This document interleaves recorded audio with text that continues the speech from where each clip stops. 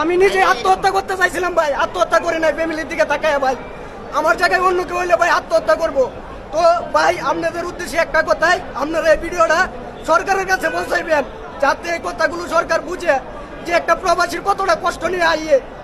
আপনারা দুজন নিজের চোখে যারা আছে প্রবাসে, তারা অন্তত পক্ষে জানে যে রুম থেকে বাইরে হতে পারতেছে না পুলিশের ডরে। এটা যদি সরকার তদারকি না করে তাহলে কেমনে কেমনে প্রবাসীরা থাকবো ভাই? ভাই মাত্র 4 মাস পরে আছি ভাই। বর্তমানে 5 লাখ টাকা ঋণের উপরে আছি। আমার বাপের ভাই এক কাটা কেত নাই বা বাড়িতে সম্পদ নাই, যা করুন লাগে এখন আমার খাইতে যায় ঋণ দিতে হইব।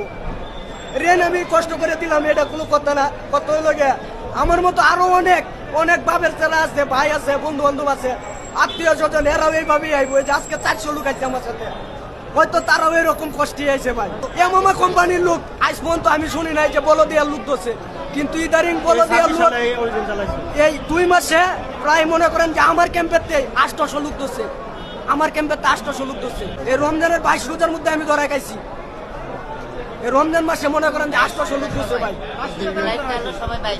দেখেন ওই যে আমার ডিউটি অবস্থা, আমি রাস্তার মধ্যে ডিউটি করি। বলদিয়ার কাজ এটা সবাই জানে যে রাস্তার মধ্যে ডিউটি করে। 4 মাস হয়েছে গেছি, এই যে আকামা আছে, ব্যাংক কার্ড আছে, এই যে বলদিয়া কার্ড সবই আছে ভাই। 4 মাস হয়েছে গেছি রাস্তার মধ্যে কারো ডিউটি করতেছি, পুলিশে ধরছে, ধরে লয়ে গেছে।